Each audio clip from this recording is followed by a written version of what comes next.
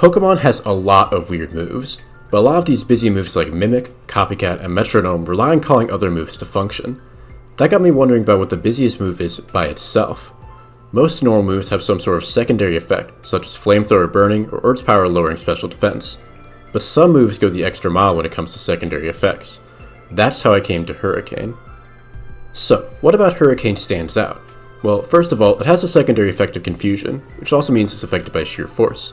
Secondly, Confusion has a 30% chance to occur, which is a notably high rate for secondary effects since most are 10 to 20%. Then, there's the variance of Confusion itself, which, as of Gen 7 onwards, has a 1 in 3 chance to cause the afflicted Pokemon to hit itself instead of acting. Moreover, Hurricane is affected by weather. In rain, it can't miss, whereas in sun, its accuracy drops to 50%. Finally, as if all of that wasn't enough, Hurricane can also hit a Pokemon during the semi-invulnerable turns of Fly, Bounce, and Sky Attack.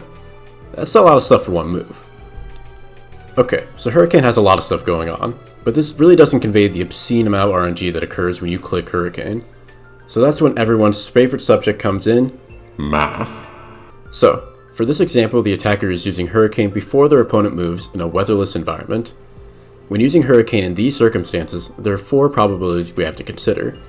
The 70% accuracy of Hurricane, 30% confusion chance, 33% chance not to act due to confusion, and the 4.17% crit chance. To calculate odds, we'll represent these as decimals and then multiply by 100 to arrive back at percentages. So, when doing all the math, these are the outcomes we get. The most common result of Hurricane is a hit with no secondary effects, which happens just under half of the time. The odds of hitting and confusing is 21%, which means that using Hurricane will result in the target hitting themselves 6.93% of the time. We can see that crits account for only 2.92% of outcomes, so if you get crit by Hurricane, you're pretty unlucky.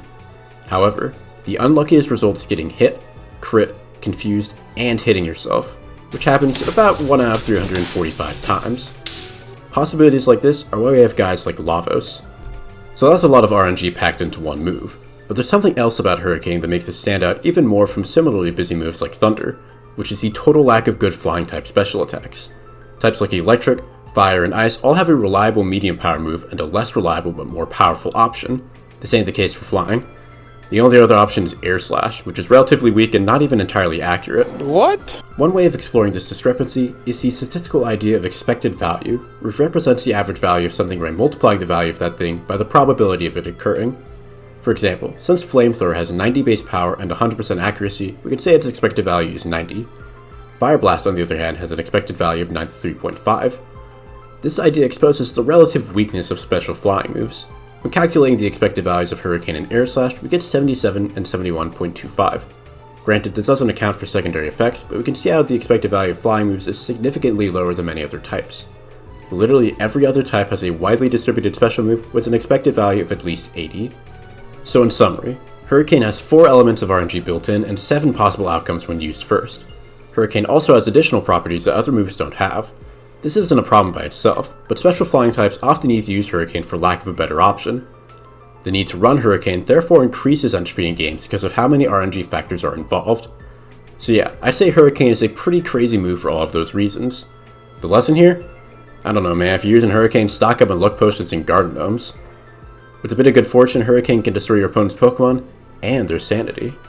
This kind of video isn't my usual style, so let me know if you want to see more of this kind of stuff. Also, if you're interested in the subject, go check out King Deluxe video about the luckiest possible turn. Thanks for watching, kindly consider liking and subscribing, and I'll see you next time.